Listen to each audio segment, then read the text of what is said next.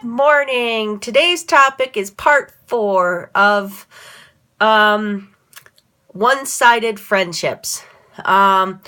This has been a very long video topic for me. I've never done a part 4 video of any type, but as I said in the previous video about step 1, step 2, and 3, now this is my conclusion and my wrap up of the whole situation and how I feel about it. And the sad part is she won't acknowledge these feelings. Like when I was going through the whole I doing nothing, I felt like a piece of shit, a piece of garbage. I felt like, what am I such a bad person, a bad friend, that I can't even keep my best friend of 30 years being my friend? It was very stressful, very traumatic for me. I even dabbled in, I had a thought of suicide when I went, through this bout of depression about the whole situation, and no friendship should ever make a friend ever feel that way. Or a relationship with your significant other. No one should make you feel like you feel hopeless, feel trapped, feel lost. Well, not trapped. I guess trapped would be more of a relationship one, but you can apply these all to any type of friendship that you have. A close friend, a friend that you only know online, or a friend you know personally and has been your friend for, hundreds of years. Oh, gosh. For decades. Like this friend and I have known each other for decades, for, 30 plus years. That's a long time to, on the verge of almost considering her my sister. That's where she was for me. And I don't say that to a lot of people. I don't put a lot of people on the same pedestal as family, because family is special to me. Family is, you do anything for family. I was raised that blood is thicker than water. It will always be that way. The blood can only last you so long after being burned so many times, though. But she wasn't quite as a sister, but she was, out of all of my other friends, she was my best friend. I may have said other people are my best friends, but she was above those as best friend. That's where she was status with me.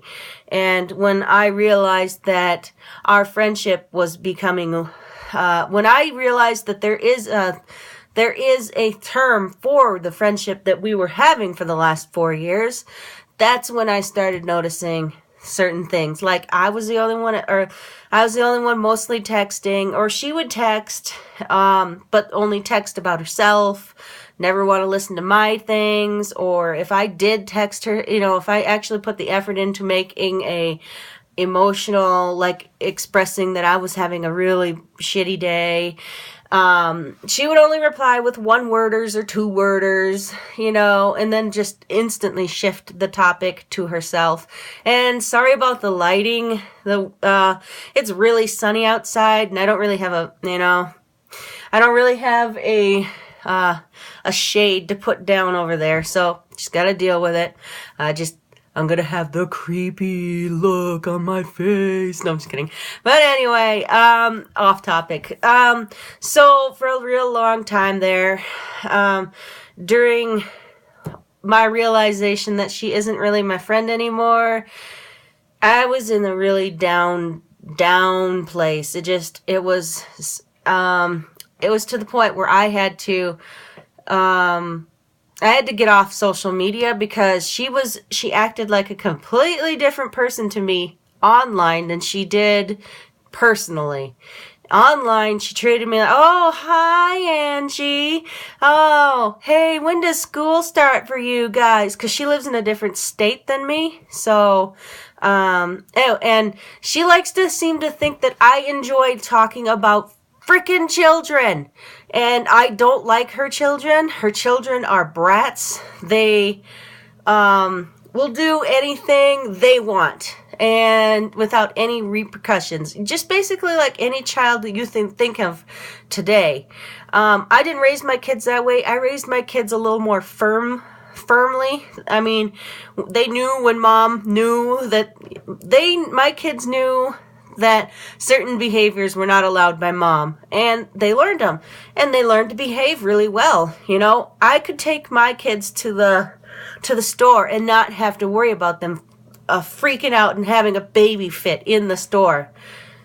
Mine were generally really good.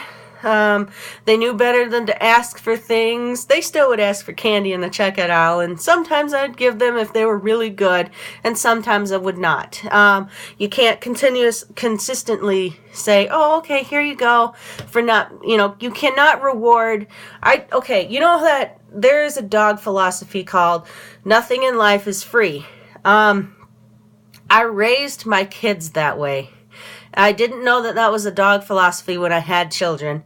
I basically, if you didn't act good, you didn't get rewards, And kids they know these things. I mean, if that's a behavior that you can teach your dog to do, and dogs are only at a mentality of a 2-year-old for human standards, just imagine what you could do for your child if you actually train, brought them up in that kind of parenting setting.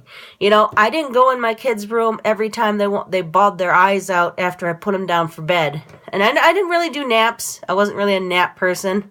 So if they took naps in the afternoon, great. And they woke up 20 minutes, 30 minutes later, great.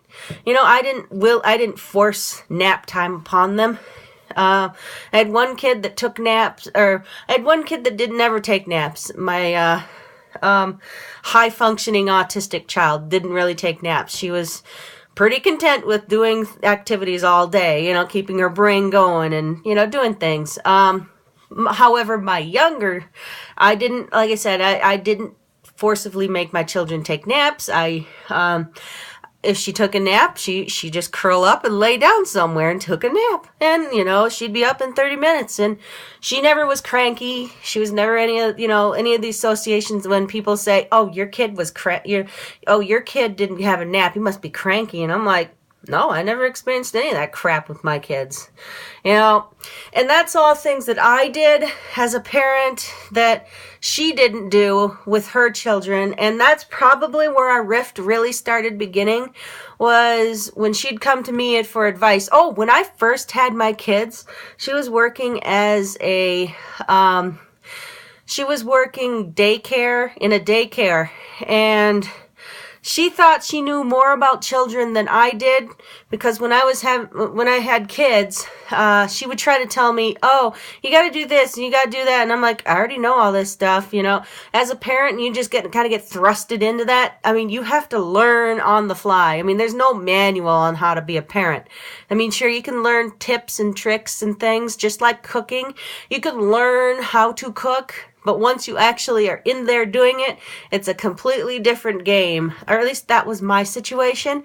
So when she had kids, guess who she was calling all the time? She's like, oh, she used to rub it, kind of snotty-nosed, rub it in my face a little bit on how I said, I don't know how to bottle feed a baby. I still don't know how to bottle feed a baby. But does that make me a bad parent?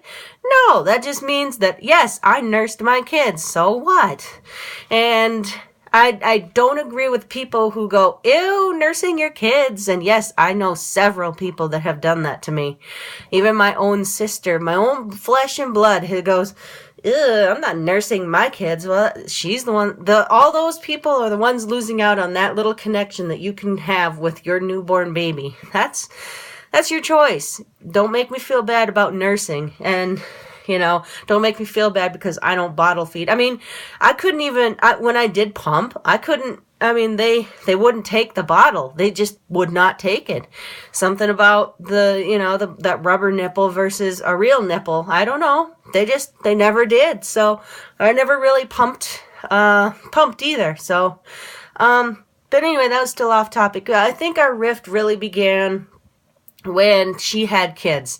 She would call me and ask me, well, how do I reduce fever? And I would tell her, well, get your kid in the shower, give him a cold bath, or, I guess at that age you give them a bath. I said, put her in the tub, make it a lukewarm water, not freezing and not warm, not a nice hot soak in the tub kind of heat. A nice, because if you're hot, you want to cool down, and you don't use hot water to cool down. That in the middle, it's not hot and it's not cold water. And you drench them, and well, that's how I did it anyway. And then you get them all dressed back up and give them some medicine to reduce the fever, like some acetaminophen of some type for, small children. And she would be like, oh, I'll just give them medicine and put them to bed. And it's like, okay, whatever. Why do you ask me? Why do you ask, I used to ask her, why do you ask me on parenting advice if you're not even going to take this advice? When potty training came around, I'd tell her how to do, I'd give her, my expertise on potty, because my kids, when she had kids, my kids were already 6 and 4. So I already knew, how... Basically, I already knew how to be a good, I was already in the parenting stride, and I was, just starting out with, passing. I never really had any terrible toddler phase. I never had any terrible twos. I never did. I don't know if it was because I could have my kids home with me until they were 4. I don't know. But, anyway, she would always ask me about all this advice. So this is probably where our friendship started to shift from a mutual friendship to becoming less. I don't know if maybe I started that rift. And if I did, it was mostly both of us miscommunicating with each other. I don't know. But now I look at it, that's probably where it all started. I'm a more firm parent, and she was more of a, like, if the baby, okay, you put your baby down after you know it's fed, you know it's dry, and it's bedtime, and you put your baby down, and it starts, she instantly went in there, picked the baby up, and would take that baby for a drive in the car for 30 minutes until it fell asleep, gently take that baby and put it back in the crib. Nope. See, that was not parenting. I told her, I said, that is not good parenting. I said, that's not teaching your kid good sleep behaviors. And she dealt with this issue, the sleeping issue, for years after that. And I had to do nothing. Yes, I still have my paper sitting here. But, I took all that as do nothing. And I tried to communicate back then. I would ask her, why do you ask me for advice if you're not going to take it, And then I would go, haha, see, you should have listened to me, the passive-aggressive number 3 there. And I felt pretty bad about all the whole situation. But, hey, you know what? She doesn't want to take my advice. But anyway, I guess I didn't even realize that, yeah, that's probably when our stuff started happening, is when our parenting differences. I'm also a firm believer in spanking, and if you think that that's child abuse, it is not child abuse. Child abuse happens when that child is physically and emotionally harmed for a long period of time after the incident. And a spank is a short-term, it's no different than you blowing your whistle at your dog when you don't want your dog to, or using the clicker when it's a good thing. It's no different than that kind of training. So, no. I mean, she doesn't believe in spanking. She's like over here and I'm over here on parenting. We don't agree on parenting, and that's just how it is. Anyway, okay. I've got to end this now because I actually have to start my chores for the day now that no one's home. All right, bye.